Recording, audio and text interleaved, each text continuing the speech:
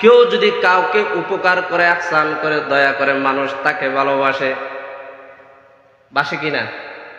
আল্লাহু আকবার বলে যায় না? ও দুনিয়ার মুসলমান, চকরিয়া এলাকায় আসছি, চকরিয়ার কথা না বললে নয়। চকরিয়ার মধ্যে এমন একজন মানুষ আছে যাকে চকরিয়ার মানুষ প্রাণের চেয়ে ভালোবাসে, তার নাম সালাউদ্দিন আহমেদ। কথা বলেন ঠিক কিনা? কারণ কি? কারণ সেই সময়, যে সময় মানুষ না খায়া মরছে, রাস্তাঘাটে সুন্দরভাবে চলাফেরা করতে পারে নাই, এই চকরিয়ার রূপ কিন্তু এফিএসএ করছে। ঠিক কিনা? করছে না? মানুষ সুন্দরভাবে যাতায়াত করতে পারে, একটা ইহসান।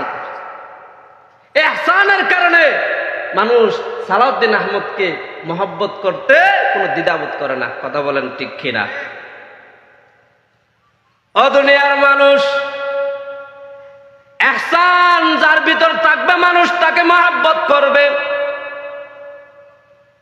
কামাল যার ভিতর থাকে মানুষ তাকে মহব্বত করে। জামাল যার ভিতর থাকে মানুষ তাকে মহব্বত করে। ও দুনিয়ার মানুষ, এবার আসুন, আমার নবীর জামাল আছে না নাই?